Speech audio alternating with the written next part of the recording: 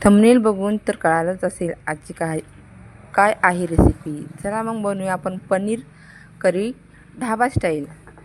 कांदा, टोमॅटो, तमालपत्र, शहाजिरी, जिरी आणि मिरी आणि लवंगा हे जिन्नस एकसारखे भाजून घेतले मी आणि ते मिक्सरला बारीक करून घेऊया। मिक्सरला बारीक करून घेतल्यानंतर पनीर तेलामध्ये तळून घेतले।